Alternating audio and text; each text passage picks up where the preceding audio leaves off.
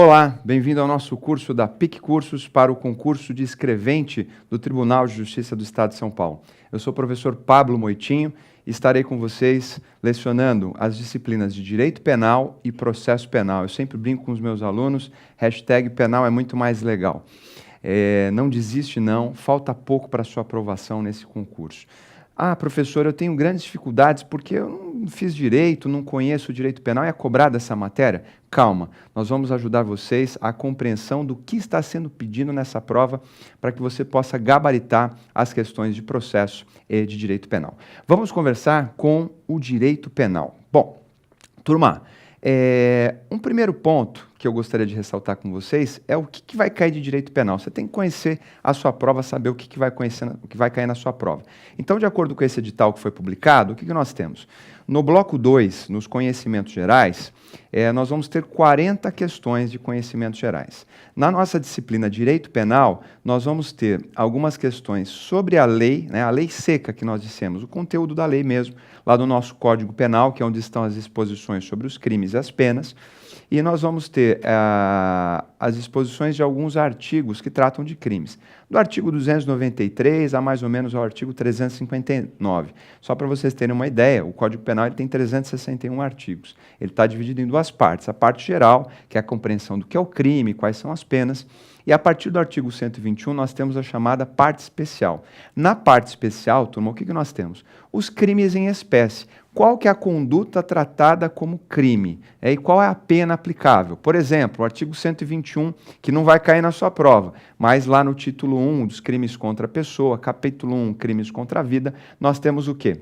Nós temos o homicídio, o artigo 121. O que diz o crime de homicídio? Matar alguém, veja, conduta. Qual que é o bem jurídico protegido? A vida humana extrauterina. Então, veja, se eu mato alguém, qual que é a consequência? A aplicação de uma sanção penal. Qual é essa sanção? Normalmente, no direito penal, turma, é uma pena privativa de liberdade, ou uma reclusão, ou uma detenção. Lá do homicídio, por exemplo, a pena qual é? Reclusão, 6 a 20 anos. Ou seja, sempre na parte especial, a partir do artigo 121 em diante, eu tenho a construção dos crimes em espécie, ou seja, a conduta no artigo que é tratada como crime e a sanção àquele que pratica aquela conduta. Então, se eu mato alguém, eu vou poder ser submetido a essa sanção, uma reclusão de 6 a 20 anos. Então, veja, nós estamos mais lá na frente. O que interessa para esse concurso? Os crimes mais relacionados à chamada fé pública, a crença que as pessoas têm na veracidade dos documentos, das informações das pessoas, e nos chamados crimes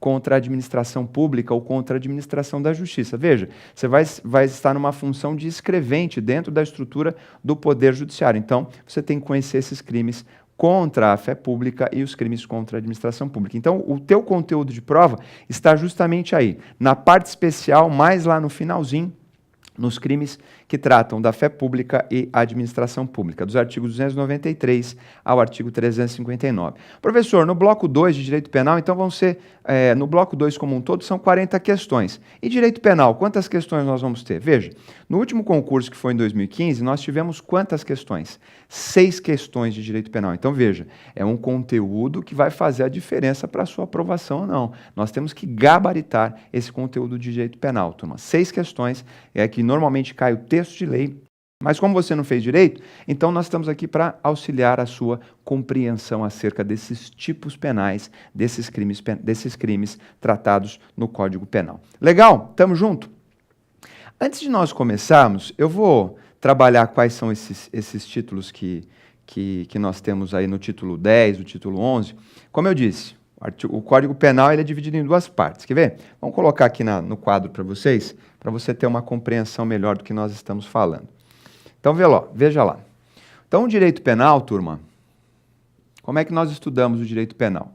No direito penal, eu tenho uma lei que estrutura a maior parte do seu conteúdo, que é o chamado Código Penal. A gente abrevia aqui, coloca CP. O Código Penal está dividido em duas partes. Uma parte geral e uma parte especial. Então, veja, na parte geral, eu estudo o que, turma? O que é o crime e o que é a pena. Como é que é configurado um crime? O crime é um fato típico, antijurídico e culpável, e a pena, a sanção aplicável àquela conduta. Então, na parte geral, eu tenho tudo sobre isso. Então, a lei penal não retroage, só se for para beneficiar o agente, onde eu aplico a norma penal, no território brasileiro, em casos excepcionais fora do território. No crime, eu sempre vou ter o quê? Um fato típico, eu tenho o quê? Uma conduta, essa conduta provoca um resultado.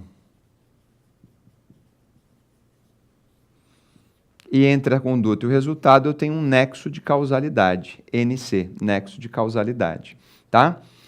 Aqui eu tenho a tipicidade, o fato típico, ou seja, eu enquadro isso aqui num tipo penal. Exemplo, se eu dou uns tiros numa pessoa, esses tiros provocam o resultado morte, essa minha conduta enquadra onde, turma? Lá no artigo 121 do Código Penal, crime de homicídio. Matar alguém. Então, veja, a construção do direito penal é feita assim. E se ele agiu em legítima defesa, aí eu vou ter lá as excludentes de licitude. Se ele não tinha imputabilidade, ele tinha menos de 18 anos, aí aplico o ECA, não aplico o Código Penal. Então, veja, na parte geral, eu vou estudar tudo isso. E quais são as penas aplicáveis? A reclusão, a detenção, a prisão simples na contravenção penal. O que mais eu tenho? Quais são os regimes, onde o cara cumpre essa pena, num estabelecimento penitenciário, numa casa do albergado? Quais são os regimes de cumprimento de pena? Regime fechado, aberto, semiaberto? Então, veja, quando se extingue a pena, pelo decurso, pela prescrição, pela anistia, pelo indulto, então toda essa parte geral está aqui no Código Penal. Isso vai cair na sua prova? Não, você não tem que se preocupar com isso. O que vai cair na sua prova? Parte especial. A parte especial, turma, está a partir do artigo 121 do Código Penal. São os crimes, as condutas e as penas. Todos os crimes vão cair na sua prova? Não. Você vai ter só os crimes contra a fé pública e os crimes contra a paz pública. Então, é aqui que nós vamos nos concentrar, tá? Na parte especial do Código Penal, estudando os crimes e as penas para você interpretar aí na sua prova. Um outro ponto que eu acho importante para você que não teve o estudo do direito ainda, para não confundir as coisas. Nós vamos ter o estudo do processo penal e do direito penal. Qual que é a diferença, turma? No direito penal, veja, na parte especial, se você der uma observada no teu Código Penal, ele está dividido em títulos. Então, eu tenho lá, título 1, na parte especial, a partir do artigo 121. Título 1, dos crimes contra a pessoa. Capítulo 1, dos crimes contra a vida. Título 2, dos crimes contra o patrimônio. Título 3, dos crimes contra a propriedade material. Título 4, título 5, título 6, os crimes contra a dignidade sexual, por exemplo, o artigo 213, estupro. Lá na frente, título 10, título 11, crimes contra a administração pública, 312, peculato. Veja, cada título representa o quê? Um interesse humano que deve ser protegido pelo direito penal. A esse interesse humano protegido pelo direito penal nós chamamos de bem jurídico. É o bem da vida. O que a norma penal está protegendo? E se eu violo esse bem jurídico, o direito penal me aplica uma sanção. Então, veja, a construção do direito penal, turma, que a gente chama de direito material,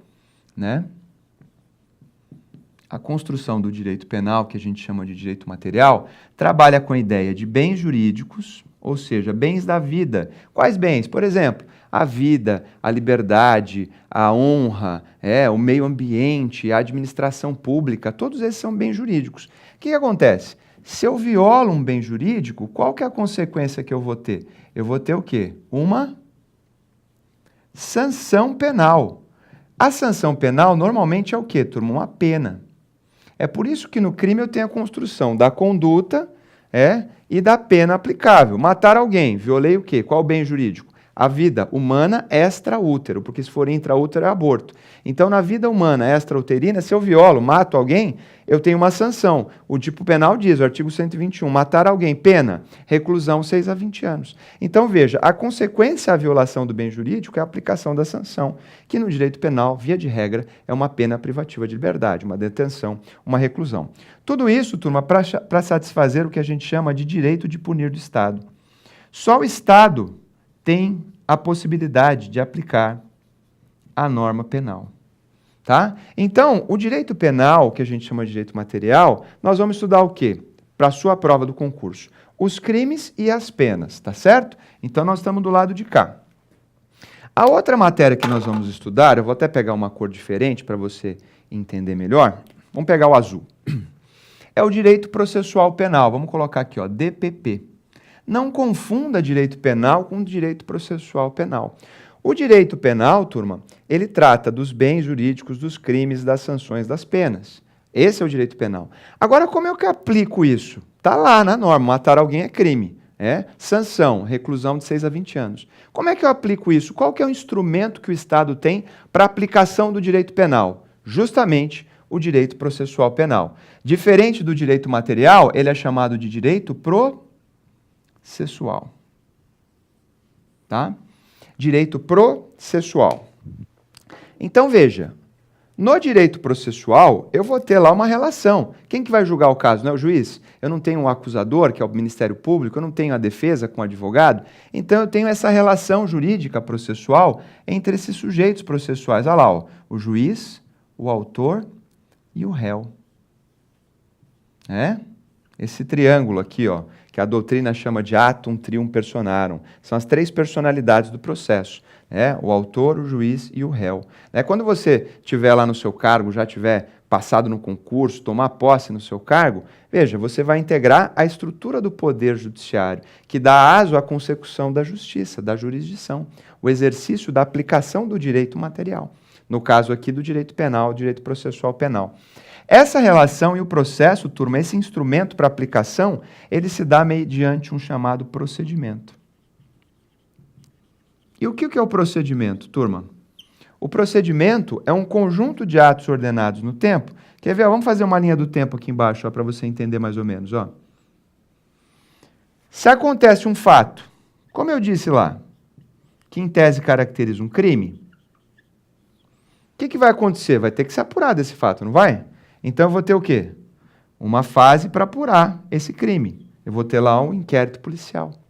Se eu tiver elementos falar, foi ele que praticou o crime foi tal, ele matou, utilizou aquela arma, a perícia constatou isso, o delegado investigou isso no inquérito. O promotor vai ter elementos para falar, olha, juiz, ele praticou um crime e tem que aplicar a pena. Então o promotor oferece a ação por meio de uma chamada denúncia para o juiz. Aí eu tenho início da fase processual. Na fase processual, turma, depois da fase de inquérito, o que vai acontecer? Se o promotor está me acusando, eu vou ter que me defender. Então, o juiz vai ter que ver se está ok essa denúncia. Se ele falar que está ok, ele manda citar o acusado. Fala, olha, você está sendo acusado da prática de um crime. Apresente a sua defesa. Aí você vai ter uma defesa, que a gente chama de resposta à acusação. E aí, na sequência, o juiz vai analisar os fatos, até a produção de provas, oitiva de testemunhas. Então, eu tenho o rito para apuração desse delito. E depois eu tenho um ato concentrado, resumidamente, chamado de audiência de instrução e julgamento, onde eu vou ter o quê? A oitiva da vítima, se ela estiver viva, as testemunhas de acusação e de defesa, o perito, o assistente técnico, eu vou fazer o reconhecimento de pessoas e coisas. Foi ele que matou? Foi ele? Foi aquela arma? Não foi aquela? Veja, eu tenho também o interrogatório, e depois de tudo isso que eu instruí, as partes vão apresentar suas últimas razões de defesa, chamadas de alegações finais, tanto a acusação como a defesa. Só depois disso, isso normalmente é feito de forma oral no julgamento. Se não for, vai por meio de memoriais por escrito e o juiz decide. O juiz decide, turma, por meio de uma sentença. A sentença é um instrumento judicial, um instituto judicial pelo qual o juiz vai aplicar ou não o quê, turma? O direito material. Se foi violado o bem jurídico, ele vai aplicar uma sanção. Se não foi demonstrado aquele fato, ele vai fazer o quê? Absolver o acusado. Então, veja, o processo, ele vai ser essa relação jurídica entre os sujeitos processuais por meio de um procedimento. Esse conjunto de atos processuais, até o juiz fazer o quê? Pronunciar o direito, aplicando ou não o direito material penal, ou seja, aplicando ou não a sanção àquela violação de bem jurídico, a conduta praticada que, em tese, caracteriza o quê? Um crime. Se o crime for praticado, o Estado deve, pelo seu direito de punir, aplicar a pena. Deu para compreender qual que é a lógica da coisa? Se a pessoa for condenada, ele vai cumprir a pena, certo? Até extinguir a pena. Ele foi condenado a 5 anos. Aqui extingue a pena, depois que ele cumprir esses 5 anos. Se ele for absolvido, encerra o processo. Então, veja, são coisas distintas, turma. O direito penal é o direito material. E o direito processual é um instrumento pelo qual o Estado aplica a sanção à violação da conduta ou do bem jurídico e a conduta praticada pelo indivíduo. Deu agora para entender mais ou menos o que a gente vai falar? Porque se eu já começo falando dos crimes, você não sabe nem o que é o crime, né? O crime é justamente um fato típico, ou seja, é um fato que está previsto na norma, você tem uma conduta, um resultado e um nexo, e você enquadra isso num tipo penal, ou seja, numa norma tratada como crime, que descreve uma conduta e você tem a pena. Se não tem nenhuma excludente de licitude, como por exemplo a legítima defesa, e nem uma excludente da culpabilidade, como por exemplo a inimputabilidade, o cara que tem menos de 18 anos não vai responder pelo Código Penal, vai responder lá pelo Estatuto da Criança e do Adolescente.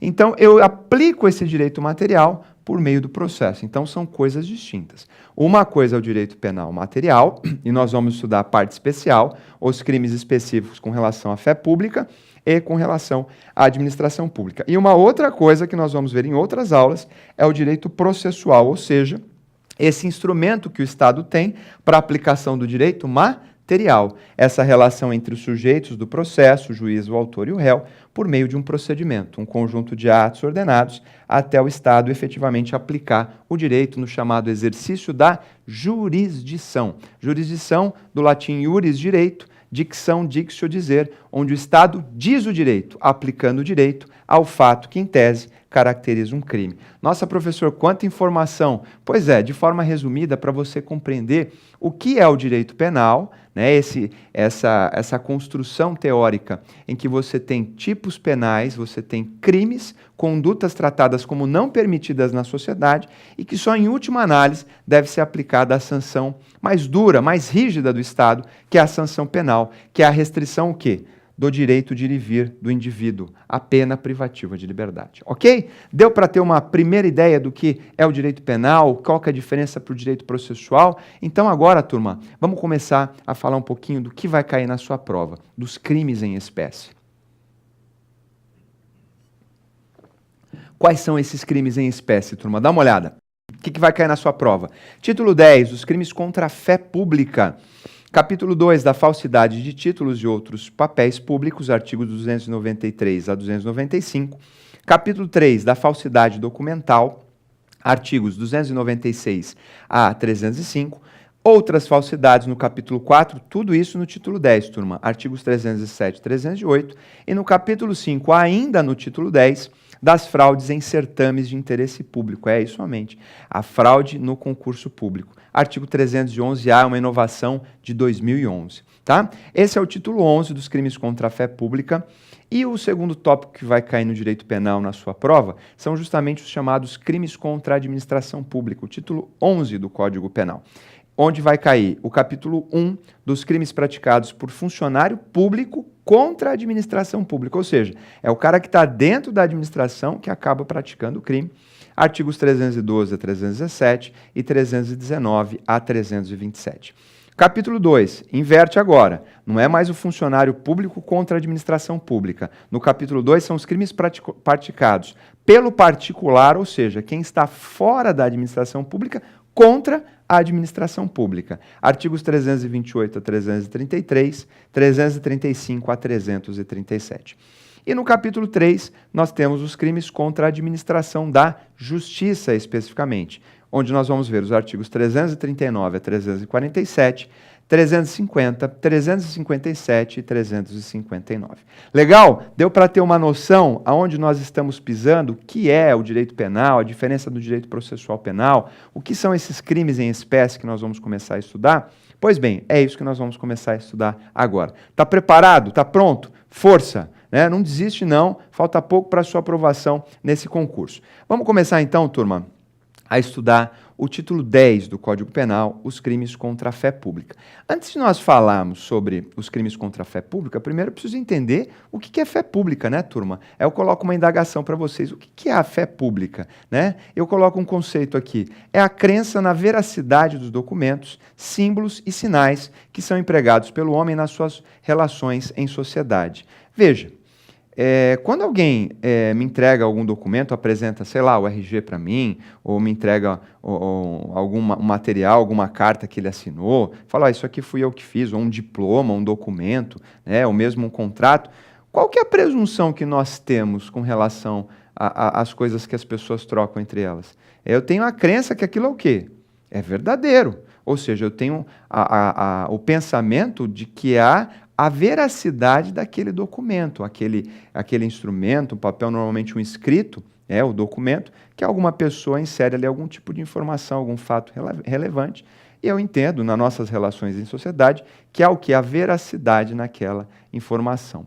Agora, quando a pessoa, justamente ofendendo esse bem jurídico, ou seja, a fé pública, a crença que as pessoas têm na veracidade desses documentos, se ela altera esse documento, olha, ela modificou o RG, ela mudou a informação que tinha naquele documento, ela falou que aquele diploma era dela, não era, ela alterou o nome, ou se mesmo cria um documento daquele, ela vai estar o quê? Falseando a verdade que deveria estar posta naquele documento. Então, veja, os crimes que nós vamos estudar, os crimes contra a fé pública, são justamente os crimes em que eu tenho a violação desse bem jurídico, a fé pública, a crença que as pessoas têm na veracidade desses documentos. É por isso que a violação da fé pública constitui o que a doutrina, ou seja, os pesquisadores, os autores que escrevem sobre o direito penal dizem, o crime contra a fé pública é chamado de crime de falso. Por que crime de falso? Porque a pessoa falseia a verdade com relação a um documento. Deu para pegar qual que é o bem jurídico tutelado? Vamos em frente? Agora, todos os crimes que nós vamos estudar, turma, eles têm alguns requisitos. Eu coloco aqui algumas expressões em latim, mas tem logo a tradução para você não ficar assustado com essa matéria. Quais são os requisitos, ou seja, o que eu preciso ter para caracterizar um crime de falso? Então, primeiro, a imitação da verdade. De que forma, eu vou ter essa imitação da verdade? Ou com a mudança do verdadeiro, ou a imitação da verdade. Eu tenho duas expressões em latim, a imitatio veri ou a imitatio veritatis. Ou seja, a mudança do verdadeiro ou a imitação da verdade. Eu posso pegar um documento que é verdadeiro e alterar o conteúdo dele, ou seja, o diploma é verdadeiro, mas eu coloco ali uma informação que é equivocado. Por exemplo, o cara não concluiu o curso, o diploma é da universidade e está o nome dele lá. O diploma é verdadeiro, mas a informação é falsa. Então eu vou estar o quê? Mudando o que é verdade, o documento que em tese seria verdadeiro. Ou eu imito a verdade, o documento não é verdadeiro. Eu copio, eu faço lá num local lá em casa que tem uma impressora especial e técnicas especiais, ou seja, eu recrio aquele documento, faço um documento, um diploma falso e coloco informações falsas, ou seja, para o crime de falso, eu tenho duas possibilidades de imitar a verdade. Ou eu mudo o verdadeiro, ou eu imito a verdade, reproduzindo algo que não era verdadeiro. Como esse exemplo que eu dei do diploma.